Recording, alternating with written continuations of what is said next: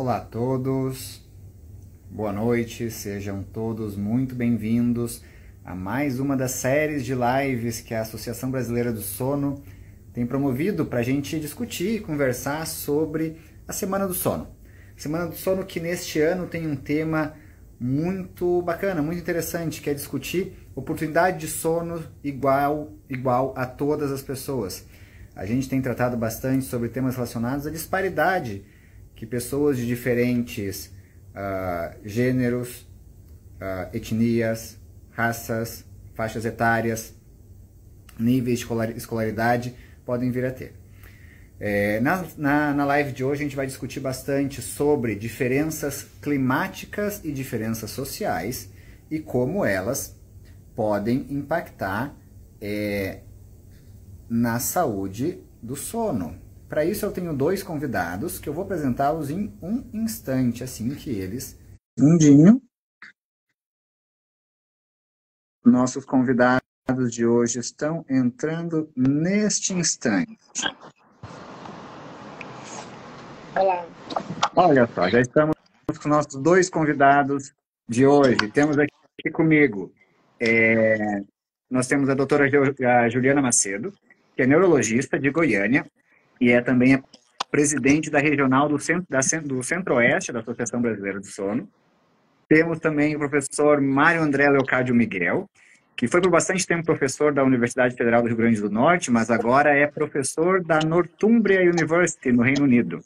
E eu sou Gabriel Pires, sou pesquisador do Instituto do Sono, aqui em São Paulo, e nós estamos juntos hoje para tratar de temas muito interessantes: disparidades sociais e climáticas e como eles interferem no sono. Pessoal, uma boa noite. Deixa eu passar a palavra brevemente a cada um de vocês. Juliana, uma boa noite, seja bem-vinda. Boa noite, Gabriel, muito obrigada e agradeço a ABS pelo convite para participar dessa live com um tema tão importante, interessante, né? E muito amplo aí para a gente discutir durante essa 1 hora.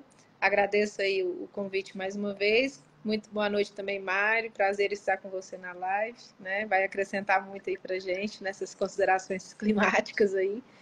E fico à disposição aí para a gente começar e esclarecer a população, né? Sobre todas essas diferenças sociais que impactam tanto, né? Na qualidade do sono. Sem dúvida. Mário, uma boa noite a ti também. Para ti, mais noite do que para a gente, né? Deve estar 4 horas à frente do nosso horário aqui no Brasil. Não, são 3 ainda. Ah, tá Ainda bom. não está tão distante assim. Muito obrigado, Gabriel.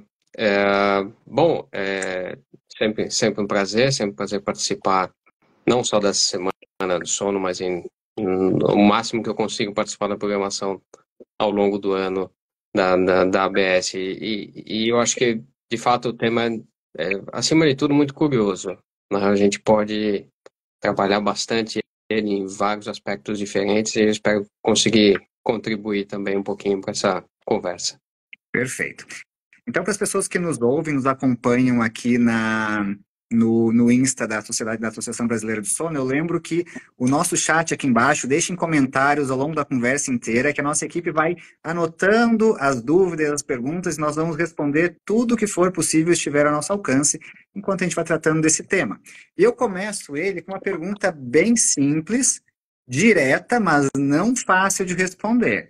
Vamos ver quem de vocês dois se aventura nas primeiras palavras em responder. Será que pessoas de diferentes condições de vida têm as mesmas oportunidades de sono? O que vocês acham? Bom, quer falar, Mário? Bom, fica à vontade. A pergunta, assim, parece direta, né, Gabriel? Mas ela realmente gera uma polêmicazinha por trás. Eu respondo que não. As condições pela idade, elas podem variar, né? Principalmente pelos fatores intrínsecos e extrínsecos, né? Daquela pessoa onde ela está inserida nesse contexto social, né?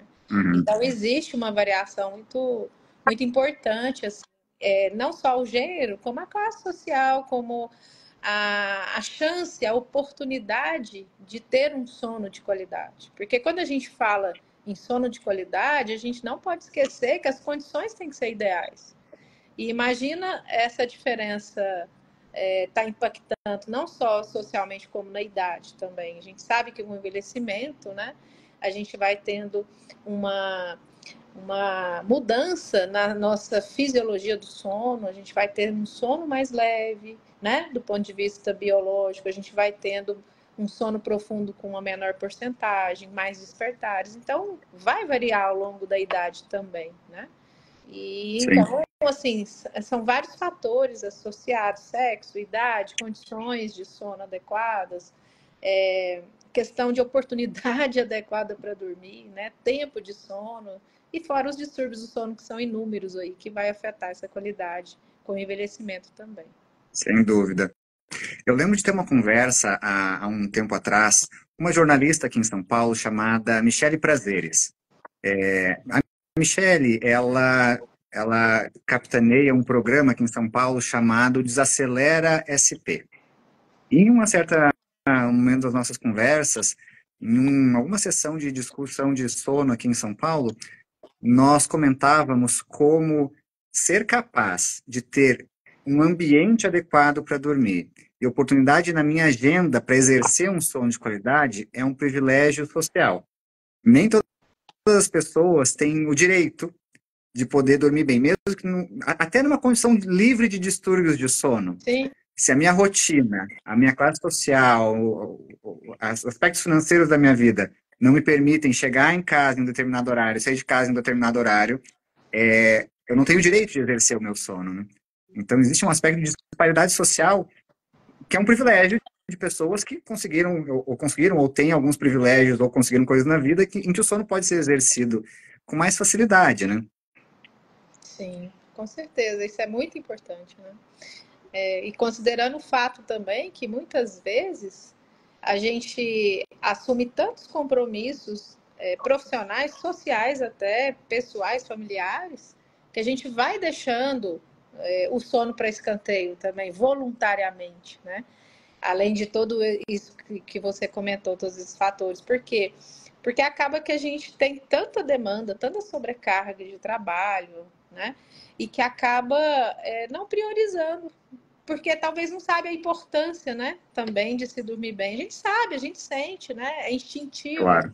que quando a gente dorme bem, a gente funciona bem no outro dia. Mas dali saber que cronicamente isso vai trazer um impacto, né, na saúde global de todos nós, no desenvolvimento de várias doenças, aí a gente começa a fazer uma educação, né, que a gente propõe aqui nessa Semana do Sono, nessa live, para a gente poder fazer com que as pessoas entendam a importância de se dormir bem, né? A gente até brinca que é o principal transtorno do sono, né? Que é a síndrome do sono insuficiente voluntariamente. Mas muitas vezes, se a gente for olhar, por que é voluntário? Porque aquela pessoa tem que estar trabalhando, aquela pessoa não consegue chegar a tempo, ela tem uma dificuldade aí social e de organizar o seu horário, né? E aí vai impactar nessa noite de sono bem dormida que a gente tanto almeja, né? Sem dúvida, isso que tu traz, Juliana, da síndrome do sono insuficiente é muito interessante, porque formalmente isso é um distúrbio de sono, Sim. mas que na prática não é alguma coisa inerente a mim como uma doença, mas sim um descompasso, né, da minha necessidade fisiológica de dormir e da incapacidade que eu tenho de botar na minha agenda o sono, né? Então imaginem uma pessoa em uma condição de vulnerabilidade social que mora muito afastado do centro da cidade. Essa pessoa precisa pegar algumas conduções para chegar ao seu emprego, precisa acordar muito mais cedo do que alguém que mora perto do centro de uma cidade grande, de uma maneira que, por mais que essa pessoa não tenha nenhum distúrbio de sono, ela vai chegar em casa próximo da meia-noite e vai precisar sair de casa para o seu outro emprego, talvez às 5 da manhã. Exato. Numa condição livre de distúrbios de sono, essa pessoa não consegue botar o sono nessa rotina. Se a gente for, isso é muito curioso, né? Dependendo de uma avaliação que se venha a se fazer do sono dessa pessoa, isso pode ser confundido com insônia. Mas essa pessoa deve ter uma eficiência de sono altíssima. Quando ela deita, ela dorme por uma necessidade, uma pressão de sono tão alta. Ela não consegue exercer o direito de dormir, né? Exatamente. E é muito interessante porque acaba que essa privação crônica de sono, né, que às vezes ela é voluntária e às vezes não, porque é a condição daquela pessoa, né? Não tem como sair disso, igual você falou, condução e empregos longe do ambiente de dormir, né? Da sua casa. Acaba que isso fica cultural, né? A gente prioriza tantas outras coisas que a sociedade moderna acha normal dormir pouco e acha até bonito às vezes, né? Nossa, eu estou produzindo, para que eu vou perder meu tempo dormindo? Então tem o outro lado disso também, né? Por isso que a gente fala a síndrome insuficiente voluntária, né? Uma privação que ela não é por si só a doença, mas pelas demandas e a opção da pessoa naquele momento, ou não opção, né?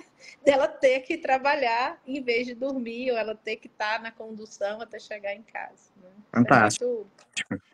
Uma coisa que sempre quando a gente discute disparidades sociais aqui no Brasil, eu me questiono até que ponto isso é uma realidade nacional, ou até que ponto isso se expande a outros países e outras realidades. Não existe dúvida de que o Brasil é um país muito desigual, em questão de desigualdade racial, desigualdade socioeconômica.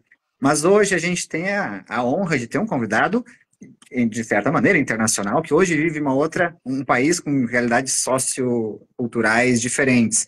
E eu trago essa pergunta ao Miguel, porque a gente tem pessoas que nos assistem hoje nessa live de outros países. Nós temos um comentário aqui no nosso chat da Paty Paiva, que nos assiste de Portugal. Então eu pergunto ao Miguel, que viveu por muito tempo aqui no Brasil, hoje está no Reino Unido, como é que ele enxerga aspectos sociais e culturais afetando o sono em uma realidade que pode ser diferente? As coisas se mimetizam da mesma maneira aí no Reino Unido, Miguel? Maravilha. Bom, de certa forma, sim. Apesar eu posso dizer que a faixa de disparidade social aqui é bem menor, né?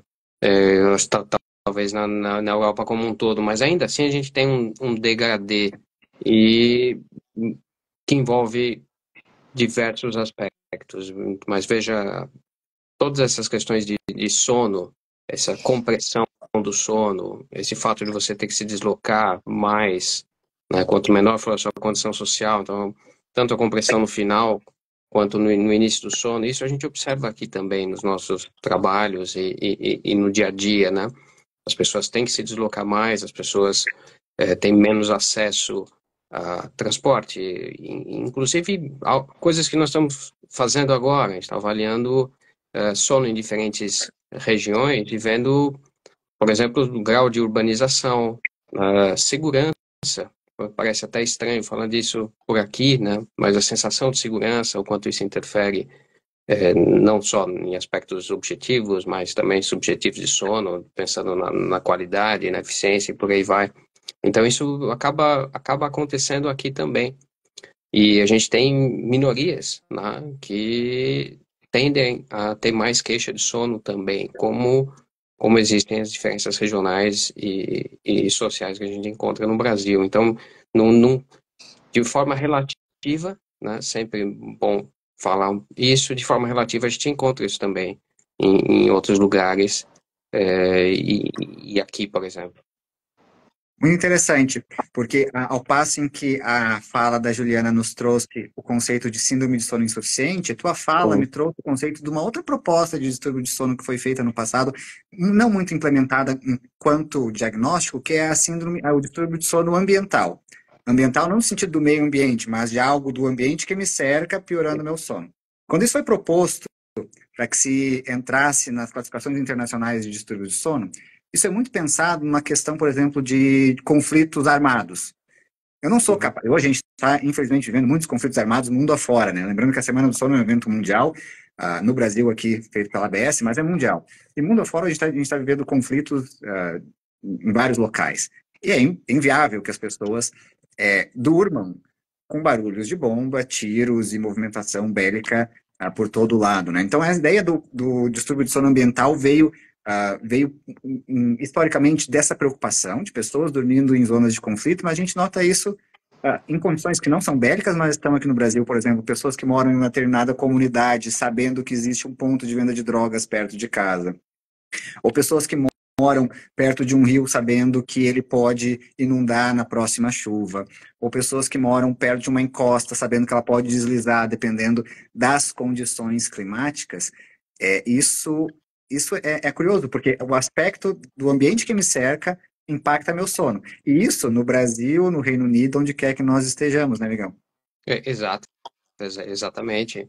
Então, veja, essa percepção, mesmo que seja subjetiva, de segurança, né? Obviamente tem um impacto grande na capacidade de dormir. E outras questões ambientais também. Então, você falou, a gente está reforçando a questão da segurança, mas poluição em geral, né? Luminosa, sonora. Então, dormir próximo a uma grande rodovia, uma ferrovia. Tem alguns trabalhos aqui interessantes sobre isso, né? Será que isso tem impacto ou não tem impacto, essa poluição sonora ao longo da noite? Então, tudo isso são fatores que, de novo, eles retornam na questão social também, né? E acabam tendo como mediador de uma possível perda da qualidade de vida e algo que afete as outras condições, por exemplo, cardiovasculares, metabólicas, como tendo o sono como mediador, né, da perturbação do sono através do ambiente. Sem dúvida. Eu tenho até um relato pessoal nesse sentido, de como o ambiente que me cerca atrapalha o meu próprio sono. Por muito tempo eu morei aqui na cidade de São Paulo, próximo de uma das maiores avenidas que nós temos, e eu acordava a cada ambulância que passava nessa avenida no meio da madrugada, ou a cada moto que passava fazendo mais barulho do que o habitual. E eu, por estar numa condição social que me permite isso, eu me mudei ao interior. E hoje eu moro na cidade de Jundiaí, no interior de São Paulo. E estando aqui em Jundiaí, a minha condição de vida e de sono acaba sendo outra. Mas vejam como as coisas do ambiente que me cerca, da minha condição socioeconômica atual, me permitiram isso. Mas para muitas pessoas, trocar de ambiente para melhorar o sono não é uma possibilidade, certo? A parte que nos escreve de Portugal faz alguns comentários interessantes aqui. Diz ela que mora em Portugal e que lá está no inverno ainda, com dias muito frios. Mas o sono parece ser mais reparador que quando estava nos dias quentes de Goiânia. Ah, ela é de Goiânia, talvez conheça a Juliana, certo? Conhece, a Paty é uma querida aí, trabalhou com a gente. Perfeito. E realmente, né, faz a diferença a temperatura, né, Miguel? Não tem dúvida. Sim. Não, com certeza. A máxima é a questão de conforto térmico, seja no extremo frio ou no extremo calor. Aqui a gente ainda está vivendo o lado do frio, mas no calor também, né?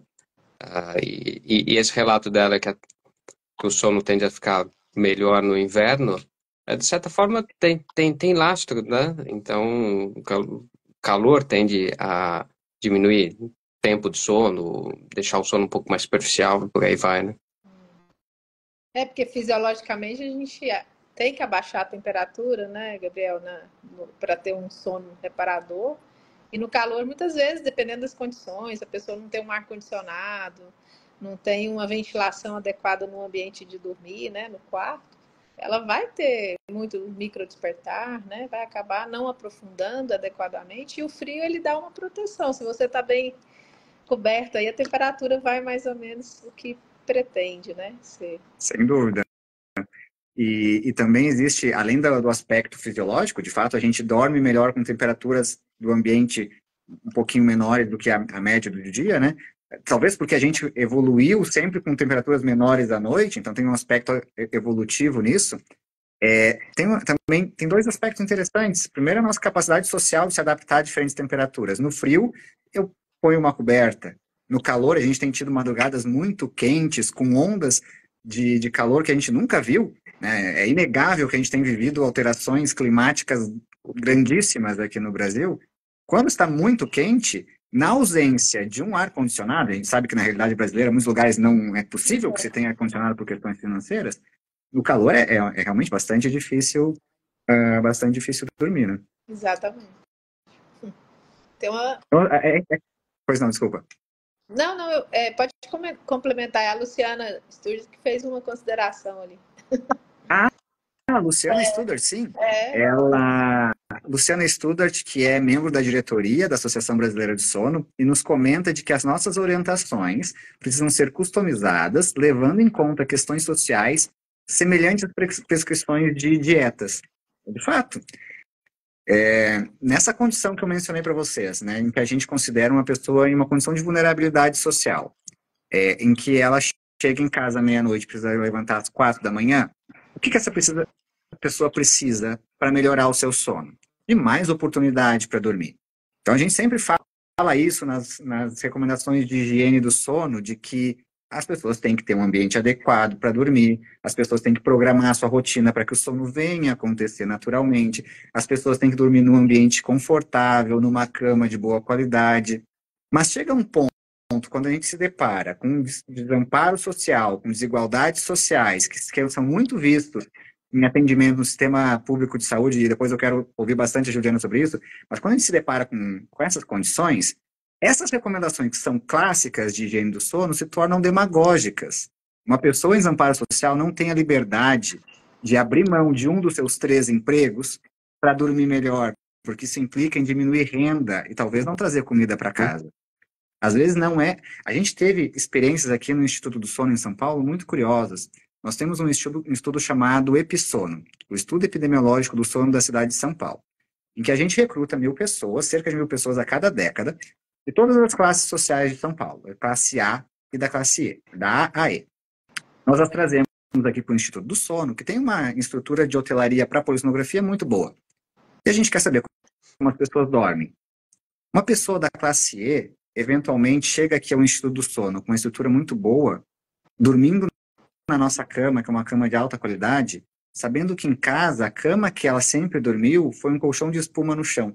Então, vocês veem até como um critério diagnóstico, a medicina do sono, às vezes, acaba uma certa elitização, porque ela não chega no paciente em uma condição de desamparo social. Sim.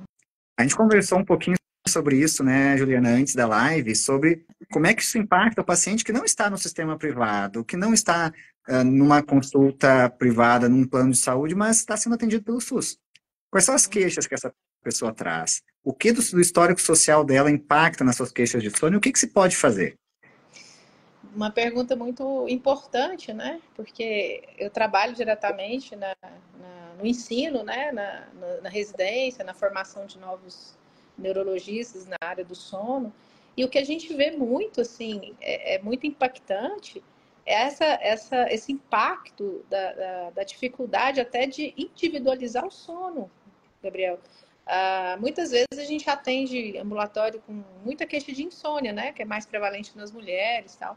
E quando você vai tentar adequar essas regrinhas que a gente chama de higiene do sono para auxiliar no tratamento, né? Que é um dos pilares, padrão ouro de tratamento para insônia crônica, é o tratamento comportamental, a gente se depara com situações que a gente não consegue mudar. Por quê?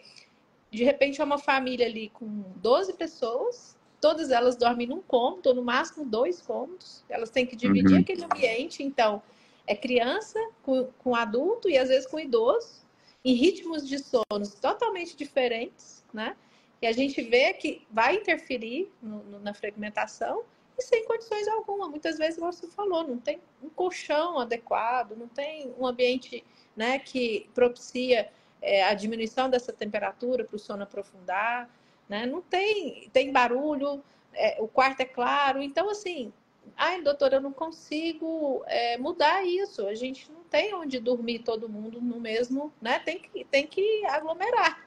Não tem essa questão financeira para propiciar isso para os meus filhos, né? Então, você se depara com distúrbios do sono que vão cronificando e muitas vezes você tenta ajudar do ponto de vista medicamentoso, né? Investigar os distúrbios do sono que estão também associados, não só a insônia, e às vezes você impacta nessa dificuldade. E não só isso, né? A questão do SUS, a gente não tem uma saúde pública, um programa, né, de saúde pública muito bem sedimentado em todas as cidades brasileiras, né, em todos os estados. Então a gente não tem acesso a nenhum exame, a polissonografia, né, que vai avaliar se a paciente tem uma apneia para poder tratar. você tem que judicializar esse exame, que é de alto custo. Sim. Então, vira tanta dificuldade para você apoiar aquele paciente com distúrbio do sono, que é muito prevalente, a gente sabe, né? E aí a gente fica meio mãos atadas. A gente tem que tentar adequar o máximo para aquela condição social, né? Então, o que é possível fazer, né? E é o que você falou, o acesso ao hospital privado é numa classe A, B aí, né? Muito restrita da população que consegue, né? Ter um especialista em sono, que vai ter as condições ideais e ele vai sair daquela dificuldade em dormir bem, né? Isso então, me faz lembrar de sim, isso me faz lembrar de um dado que é muito preocupante, na verdade. Eu não lembro exatamente qual foi o ano, se foi no ano passado ou antes disso, mas houve um ano em que menos de 3.000 polissonografias foram feitas pelo Sistema Único de Saúde no Brasil inteiro. Menos de 3.000. A gente sabe que a demanda é muito grande. Exato. Veja, o modo padrão ouro de fazer o diagnóstico da maior parte dos distúrbios de sono é por meio da polissonografia. 3.000 mostra uma demanda reprimida muito grande. E aí a gente vai ver de onde saem essas poucas polissonografias que são feitas. Neste mesmo ano, se não me engano, foi 2022 ou 2023, nesse mesmo ano, apenas 14 polissonografias foram feitas na região norte. A maior parte foram feitas na região sudeste, São Paulo, Rio de Janeiro e Minas Gerais. Então a gente vê como a necessidade supera muito o que é disponibilizado, e ainda assim existe uma disparidade muito grande de onde estão essas oportunidades, né? E acaba, ao meu ver, passando por uma questão de estruturação política do sistema de saúde, porque o sono, ele sempre brigou um pouco com aspectos legais, porque, como a Juliana vem nos falando, o sistema público de saúde, por mais que seja um modelo para muita coisa no Brasil, eu não quero aqui desmerecer o SUS de modo algum, mas infelizmente nós não temos hipnóticos que são de primeira linha para tratamento de insônia quando se pede tratamento medicamentoso. A terapia comportamental também não é disponibilizada do modo adequado no SUS. O SUS até possibilita psicoterapia, mas não existe nada que me garanta, e na verdade isso não vai acontecer, um tratamento comportamental por um psicólogo formado em medicina do sono. O CPAP, que é o tratamento de primeira escolha para apneia moderada a grave, também é de difícil acesso no SUS. Aí eu reverto a pergunta para o Miguel por um motivo muito interessante. Talvez na medicina do sono, a área que tem mais tido contato com a política na tentativa de mudar alguns aspectos de legislação é a cronobiologia. Tem alguma coisa, isso a gente vê na discussões sobre o horário das escolas, e muitas discussões ricas vindo mais da cronobiologia do que da medicina do sono por vezes. E aí eu pergunto para o Miguel, do ponto de vista político, e político não partidário, político de gestão de saúde e de estruturação do sistema de saúde, o que se pode fazer para que a medicina do sono seja mais igualitária? Tá, então, belíssima pergunta, eu adoraria ter uma resposta, assim, completa para isso, né? Mas veja, eu acho que a gente passa por, como você chamou de demanda reprimida, a gente tem uma demanda reprimida até mesmo do ponto de vista de conhecimento, né? Então, a partir do momento que a gente não avalia, não trata, a gente também não recolhe dados, né? É uma coisa que a gente vê não só na realidade brasileira, mas no mundo, né? Essa disparidade que você falou, por exemplo, o número de polissonografias comparando o norte e o resto do Brasil. Isso é um absurdo. Isso passa para a gente a ideia de que a gente não faz a menor ideia do que está acontecendo com relação à prevalência ou não de distúrbios de sono em outras regiões que não sejam as regiões mais centrais. Isso acontece no mundo inteiro. Então, portanto, aquele assunto que a gente estava falando no começo, né, de minorias, de pessoas com mais vulnerabilidade social, a gente mal sabe exatamente não só a prevalência, mas desde a fisiologia, desde o comportamento qualquer que seja dessas pessoas. Então, eu acho que há uma necessidade de reorganização do ponto de vista da política pública, né, integrando, sim, pesquisa e atenção, né? Eu acho que eu vejo isso, claro, mais como educador, como como professor do que como clínico, mas dessa integração vai surgir provavelmente ferramentas novas, novas opções e certamente desenvolvimento de tecnologia que tem, em última instância, a capacidade de reduzir custo e ampliar acesso, né? Então, eu acho que, de certa forma, eu diria que o segredo está em integração, né? A gente conseguir juntar diferentes áreas do nosso poder público, mesmo no nível que seja federal, né? E integrar esforços em termos de educação, em termos de atenção, seja ela primária ou não. Então, eu vejo dessa forma. Começar pelo levantamento de dados, que é o que vai retroalimentar no futuro, gerando desenvolvimento e gerando possibilidade de melhoria na qualidade de atenção. Sem dúvida. O Miguel... Agora, do ponto de vista da cronobiologia... desculpa, Não, só um pode falar. minutinho. Eu acho que a gente briga, sim. Eu acho que talvez a gente fale muito. Nem sempre a gente... nem sempre as pessoas ouvem, né? Mas a gente tenta comprar várias brigas com relação a uma mudança do nosso cotidiano, né? Já que a gente admite que boa parte desses distúrbios de sono, eles surgem ou eles são intensificados por uma pressão externa, e uma pressão externa que a gente considera que é uma pressão de ordem temporal, né? Então, não só fazer com que as pessoas durmam mais, mas também respeitar o horário de cada um e as diferenças nos horários de alocação de sono em função da idade, né? Acho que essa é a briga da cronobiologia, né? E as pessoas compram um pouco essa ideia, e isso vem surtindo efeito em alguns lugares no mundo, com iniciativas interessantes como essa que você falou, por exemplo, de readequação de horário e de rotina escolar, né? Então essa é uma briga, claro, nossa de mudança de política pública, por exemplo, aí na atenção, mas que vai ter impacto na saúde também. Sem dúvida. Juliana, quer complementar? Então, puxando o link aí da fala do Miguel em relação à atenção primária, né? Que eu penso assim, que seria muito interessante essa integração na educação, né? E na educação não só do médico que está em formação em medicina do sono, mas o médico de família, né? Nas políticas públicas de saúde, a atenção primária, ela pode resolver até 75%, 80% de todas as queixas clínicas. E começando desde a faculdade, né? Uma adequação no currículo, onde você consegue introduzir a importância da medicina do sono na formação daquele médico, né? E quando ele sai dessa formação, ele vai procurar as suas especializações, e principalmente na medicina de família, que pega as queixas, né, gerais. Se você começa com essa integração da medicina do sono na atenção primária, você começa a impulsionar para as políticas públicas de saúde, eu imagino, né?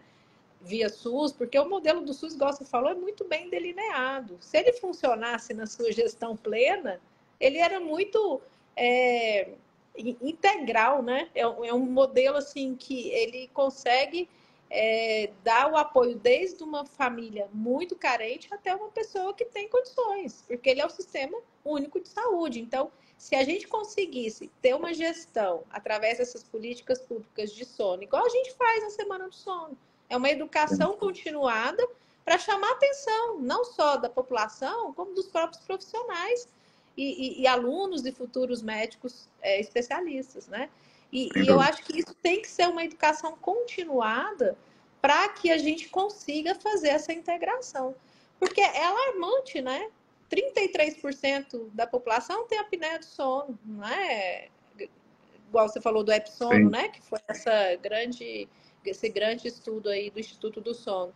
E se a gente começa a fazer buscas ativas, né, sobre essa doença, a gente consegue ir ganhando espaço e fazendo essa educação a longo prazo. Hoje em dia, a medicina do sono ela está muito mais bem procurada do que há 30, 50 anos atrás, né? E isso é um processo gradativo. Se eu não me engano, em 2018, a gente fez um dossiê para mudança do horário escolar também, né? Sim, sim. A ABS, né, fez isso aí, e eu acho que o que impacta muito é a dificuldade da gestão pública em adotar essa mudança de horário. E assim, vários países, pelo que eu sei, o adolescente que tem aquela fase atrasada de sono, né, ele entra na escola muito mais tarde, 9 horas, se eu não me engano, e aqui no Brasil continua às 7, né? Então a gente já tem essa discrepância aí, né, da sociedade em relação à falta de política pública, entendeu?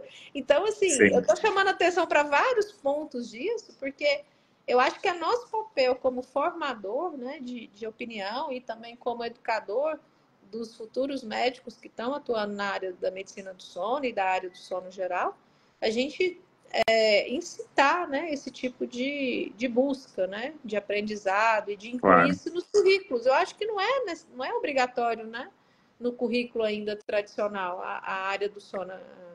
Né? Essa seria justamente a minha próxima pergunta. E olha que fantástico, nós trazemos a tua fala, o anseio que eu estava louco para falar sobre isso, e o questionamento aqui, o comentário do Jefferson, que é um cronobiologista do Paraná, com trabalhos fantásticos, e que nos fala sobre isso, que ele tem lutado, e ele não, a cronobiologia, que como o Mário fala bastante, briga e briga com razão, com a implementação de área de estudos de cronobiologia na graduação. E veja só, tu traz, Juliana, questionamentos sobre a atenção primária. Mas uma vez que o médico formado nessa graduação teve pouquíssimo contato com as áreas de cronobiologia e com as áreas de sono, ele vai chegar na atenção primária recebendo muitas queixas de sintomas relacionados a sono, mas sem a capacidade, e não por incapacidade do profissional formado, mas por desamparo durante o seu currículo médico, o currículo que ele foi sujeito, ele não sabe reconhecer talvez os sintomas da maneira adequada, ele não conhece os melhores tratamentos, o que vai levar a diagnósticos imprecisos, a tratamentos inadequados. E onde vem a desigualdade aqui? As melhores formações em medicina do sono ainda estão centradas principalmente na região sudeste do Brasil. Claro que as capitais da região norte e nordeste têm bons profissionais em medicina do sono, sem dúvida nenhuma. A gente trata da quantidade de profissionais capazes de suprir uma demanda. A quantidade per capita, se pode dizer assim, de profissionais qualificados em medicina do sono no Sudeste é bem maior, o que aumenta a chance de que na atenção primária, sintomas importantes de sono, que podem às vezes ser indicativos de distúrbios de sono graves, como talvez a narcolepsia, distúrbios de movimento, podem passar despercebidos. Então, isso volta à batalha que a cronobiologia tem que nos ensinar cada vez mais, de brigar, talvez, por mudar o currículo médico, botando cronobiologia e botando medicina do sono. Cronobiologia, talvez, no ciclo básico da graduação, medicina do sono no 3º e 4º ano, talvez, mas isso existe a necessidade de mudança, né? Exatamente. Perfeito. Seria, acho que o fator mais importante, essa formação desde, né, da graduação aí, tanto na cronobiologia, qualquer outras áreas do sono, a gente sabe que complementa e o medicina do sono não vive sem as outras áreas, né? Então, acho que a área do sono ela é muito ampla e talvez a gente investir nisso, né? Nas semanas do sono é um tempo para a gente poder suscitar esse tipo de busca, né? Sem dúvida. Eu acho que porque o anseio aqui é que as pessoas que atendem medicina em atendimento de atenção primária no interior de uma cidade, em uma cidade interior, tenha a mesma possibilidade de ter seus sintomas reconhecidos e tratados por alguém que é atendido em uma cidade grande como São Paulo, como Porto Alegre, como uma cidade em que a chance de ter um profissional qualificado em medicina do sono, de novo, sem querer desmerecer a formação de ninguém, mas é o fato de que esse conhecimento não está na graduação, né? A gente tem perguntas bem interessantes também, e eu vou trocar um pouco de tema aqui, porque nosso tempo, a discussão é tão interessante que o tempo vai acabando. E essa pergunta vem da nossa colega Cecília Lopes, neuropediatra aqui de São Paulo, que nos pergunta se novas tecnologias podem, de alguma maneira, contornar a disparidade social, principalmente relacionada a diagnóstico e tratamento em medicina do sono. Eu complemento a fala dela, lembrando que existem novas tecnologias que são disponibilizadas em medicina do sono, muitas delas são discutidas ainda, não são amplamente implantadas aqui no Brasil, e quando são alvos de crítica muitas vezes. Mas o fato é que uma nova tecnologia para diagnóstico de apneia de uma maneira portátil pode ser a solução para alguém em um lugar onde não há polissonografia. Um aplicativo que venha reconhecer sintomas de insônia pode ser uma alternativa para locais em que não existe um psicólogo habilitado pela ABS para tratar a insônia do ponto de vista comportamental. Inclusive, talvez o Miguel esteja na condição mais próxima em que isso deu certo, porque no sistema de saúde público britânico existem aplicativos que são tomados como primeira linha de tratamento para insônia, né? Então, como é que vocês veem, talvez, a tecnologia barateando custos e contornando disparidades para que a gente tenha uma situação mais igualitária na medicina do sono? Talvez, Miguel, por estar mais perto desses aplicativos, quem sabe? Bom, sim, contato eu não tenho específico com aplicativos, mas existem outras pessoas no meu próprio grupo que trabalham com isso, com desenvolvimento de tecnologia e também com educação de profissionais de saúde, por exemplo, em terapia cognitivo-comportamental, também aqui na universidade. E eu acho que a tecnologia, ela está corretíssima. Eu acho que a tendência não é a gente ter um laboratório de sono completo, tradicional, em cada esquina, né? Eu acho que é a gente conseguir ter um volume bastante grande, nem que seja na parte mais simples possível, uma questão de triagem, né? Mas eu acho que os equipamentos portáteis de baixo custo, eles estão surgindo cada vez mais, e no mesmo passo a gente vem tentando desenvolver metodologia tanto para testar e comparar essas novas tecnologias, quanto para tentar criar um certo padrão, que é um enorme problema nisso, né? Não só na pesquisa, mas eu imagino que também na clínica. E, de certa forma, a inteligência artificial, por exemplo, é algo que vem também surgindo de forma muito grande, que amplia da escala para a gente ter mais capacidade de tanto fazer pesquisa quanto de fazer tratamento em regiões mais remotas ou de mais difícil acesso. Então, acho que, de certa forma, eu concordo absolutamente. Eu acho que somente através disso, desde que haja, como o Gabriel ponderou bem, né? O que a gente tem hoje é uma demanda muito grande por estudo, uma demanda muito grande por criar padrões, né? Tanto para diagnóstico quanto para tratamento, utilizando tecnologias múltiplas que estão surgindo diariamente no mundo inteiro, né? Sem dúvida. A gente, assim, eu concordo muito com essa fala, né, que a gente poderia disponibilizar essas novas tecnologias para justamente o que a gente está discutindo aqui, né, para a população que não tem acesso, vai ter uma triagem, né, e ter muito critério de indicação também, né, Gabriel, porque a gente vê esses eu não chamo polissonográficos, eu chamo de polígrafos, né, tipo 3, que vê só a parte respiratória, que são indicados para distúrbios respiratórios. E às vezes até por desconhecimento do paciente que é leigo e do médico que às vezes indica que não é especialista, eles acham que estão avaliando o sono. E a gente não avalia o sono, né? Então a gente entra numa seara muito difícil que às vezes para aquela pessoa que está à distância, que ela não tem acesso, é interessante, né? Pode resolver o problema, pode facilitar o tempo de diagnóstico, justamente pela falta de acesso.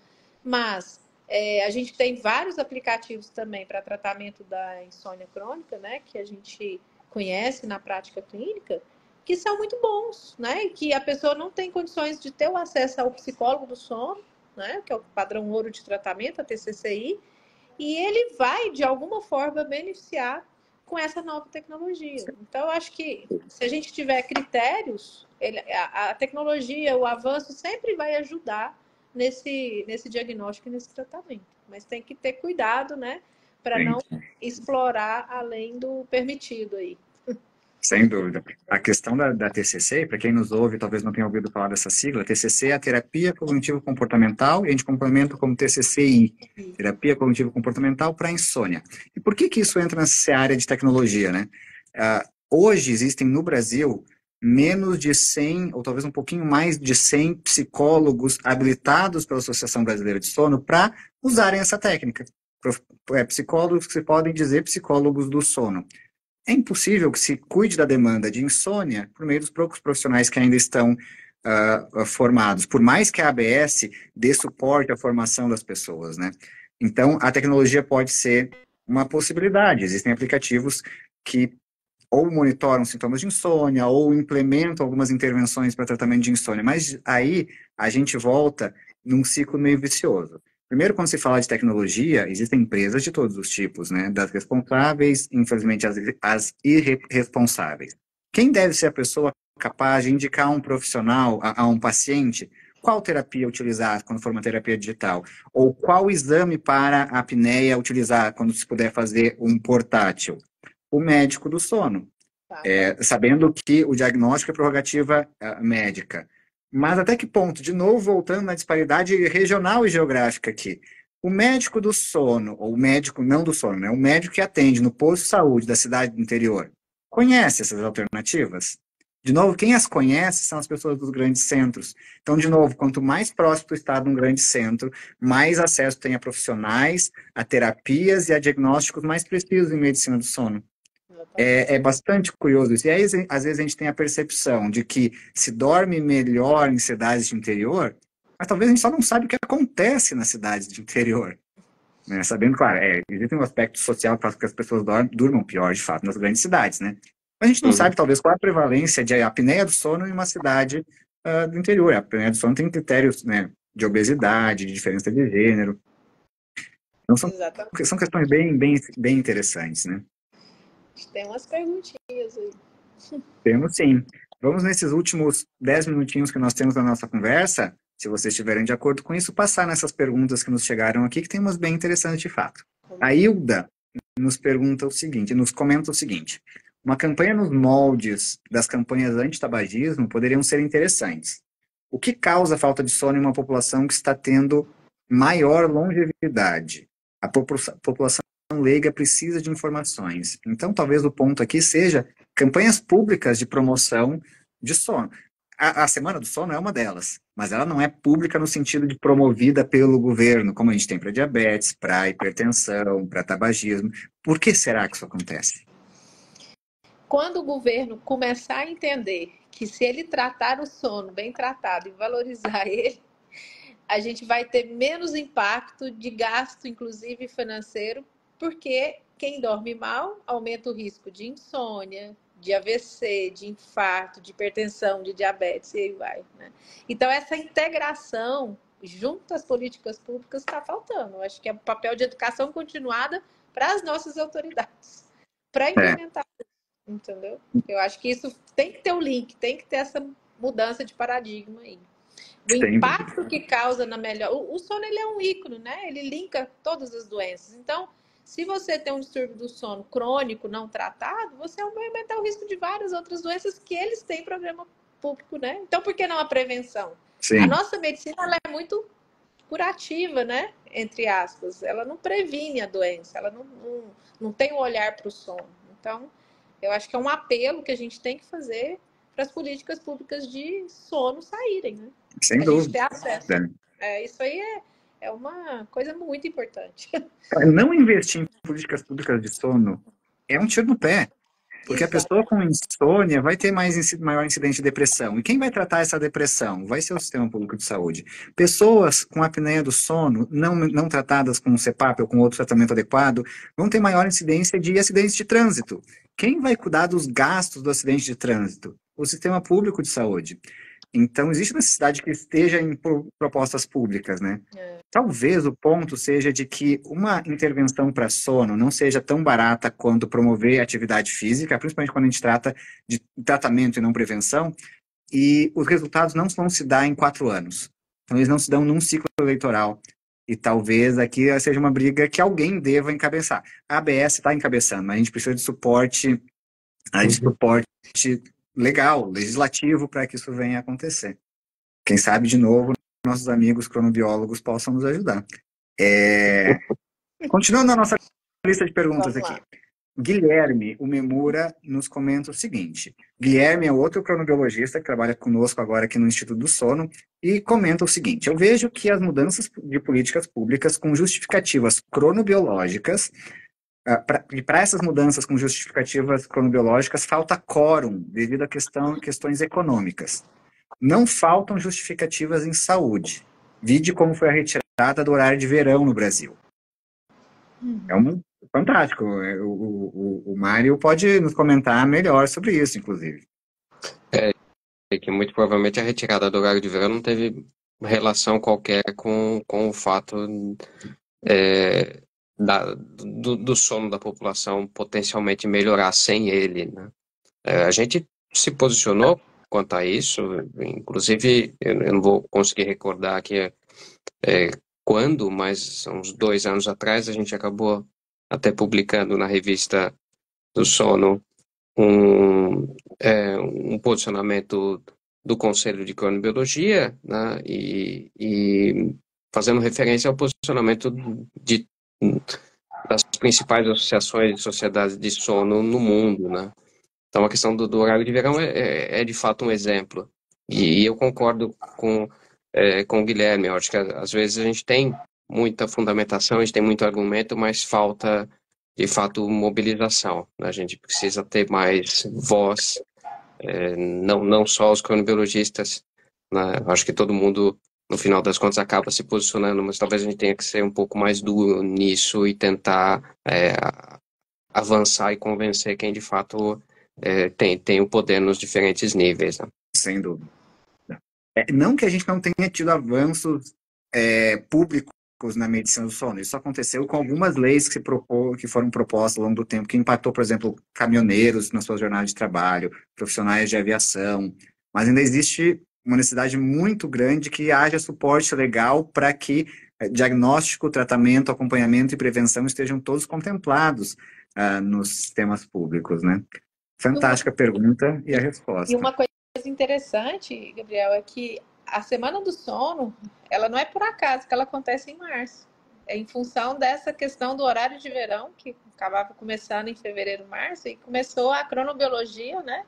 Sim. A suscitar essa importância de discutir a questão do horário de verão, o impacto na qualidade do sono, e aí ele fundou a Semana do Sono em março, né? Na terceira semana do sono. Interessante.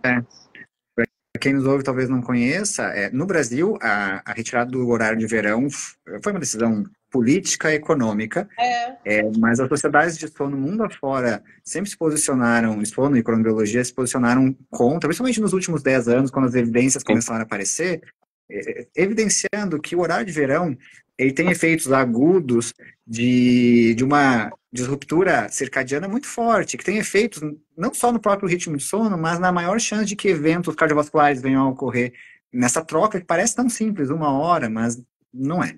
Exato. Passo a próxima pergunta aqui, a nossa colega Paty Paiva pergunta o seguinte, então ela está em Portugal e diz ela que existem pesquisas lá onde ela está morando agora, que é o segundo país com maior índice de ansiedade e problemas psiquiátricos. E ela nos pergunta então, com base nessa pesquisa, até onde a privação de sono está relacionada com problemas psiquiátricos, como ansiedade e depressão. E aí? A Paty está participando ativamente. Obrigada aí, Paty, pela pergunta, pelo comentário, muito inteligente. Assim, é altíssima, né, a associação de transtorno do humor com insônia, principalmente, né? Então, ansiedade e depressão, ela é uma via de mão dupla, né? Quando você tem transtorno do humor não tratado e vice-versa, você vai acabando perpetuando as duas condições, inclusive, né? É o que a gente chama de transtorno de insônia comórbida, né? E muitas vezes, quando você faz uma investigação da queixa do paciente que não consegue dormir, que a gente vai separar nos fenótipos de insônia, se é inicial, se é de manutenção, se é terminal, a gente já tem alguns links também com os transtornos do humor. A ansiedade tende a acontecer mais na insônia inicial, a depressão mais no despertar precoce, que é a insônia terminal.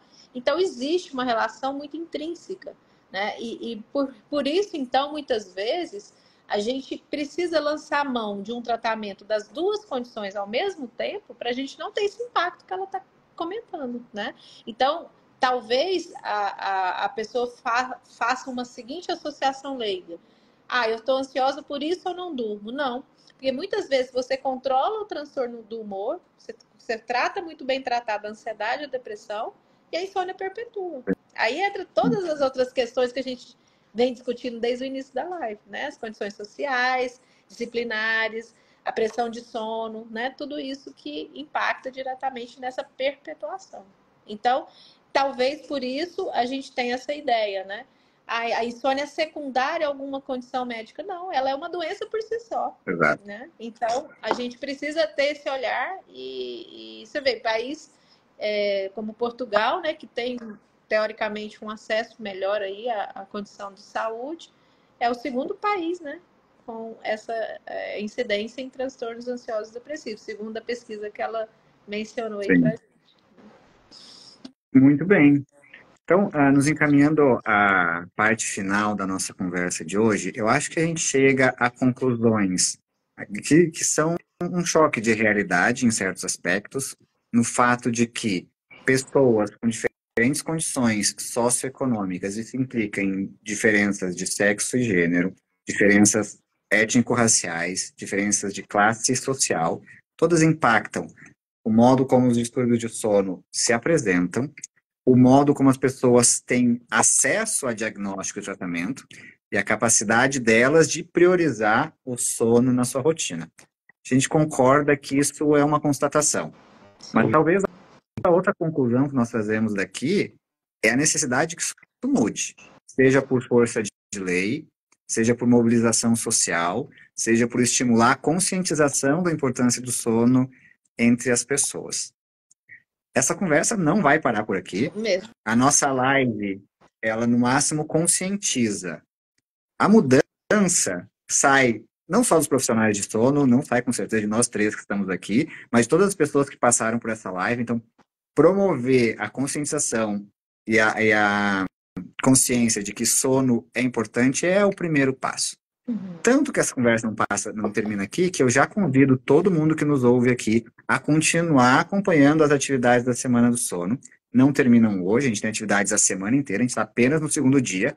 E hoje mesmo a gente continua atividades nesse mesmo tema, no mesmo arroba aqui da ABS, com uma live com os doutores, com a Cibele Del Fabro, uma das grandes dentistas do sono aqui no Brasil. Entendam aqui, quem está entrando na área da medicina do sono, não existe área mais multidisciplinar do que o sono. Com o doutor Edilson Zancanella, que é presidente da ABMS, a Associação Brasileira de Medicina do Sono, com a Suzana Falardo e com a Simone Oliveira, para continuar tratando das disparidades do sono. Então, continuem aqui, vamos discutir mais e mais até que a conscientização tome lugar nas discussões públicas aqui no Brasil. Tendo dito isso, eu gostaria de passar de volta a Juliana e ao Mário para umas considerações finais, antes que a gente possa passar o espaço para a próxima live que nos segue. Juliana? Muito obrigada. Então, eu acho que eu queria deixar uma grande informação, né? No sentido assim, vamos tentar cada vez mais priorizar o nosso sono, tá? Por mais que seja difícil, por mais que as condições não sejam adequadas, que a gente tem que tentar lembrar que a importância que o sono é para a nossa saúde. E juntamente com isso, dois grandes braços, como o Gabriel falou, tentar fazer a educação continuada com nossos profissionais de saúde, que chegue até nas regiões que não estão nos grandes centros, né, onde a gente não tem residência em medicina do sono, não tem formação em sono, que chega aos currículos, e também um outro braço através das políticas públicas de saúde em sono. Tá? Eu acho que essa é a mensagem que a gente precisa trazer, né, para os ouvintes e seguir junto e todos empenhando nessa mudança aí de paradigma. Fantástico. Com essa mensagem fantástica, eu passo agora as palavras finais para o Mário, por favor. Ótimo, maravilha. De fato, muito pouco tempo, só para a gente levantar algumas questões. Eu acho que, como mensagem final, talvez o que fica mais claro é que a gente tem uma necessidade muito grande de levantamento de informações, a gente tem uma necessidade enorme de conhecer essas disparidades em grande número, né? As realidades nas diferentes populações, diferentes regiões. Então, isso eu acho que é urgente, isso é urgente tanto para a pesquisa quanto para a atuação clínica, e algo que a gente precisa investir bastante. Individualmente, buscar informação, compreender melhor o próprio sono. Acho que esse é o primeiro passo, talvez fundamental, no nível individual. Fantástico. Muito bom, foi um prazer enorme ter passado essa hora com vocês. Eu desejo a vocês uma boa noite. E a todos os que estão nos ouvindo hoje, continuem seguindo as atividades da Associação Brasileira do Sono ao longo da semana inteira. Nos sigam nas redes sociais e acompanhem tudo que puderem, porque essa discussão é muito importante. Uma boa noite a todos vocês. Tchau, tchau. Sono. Obrigada, Gabriel. Tchau, tchau. Obrigado.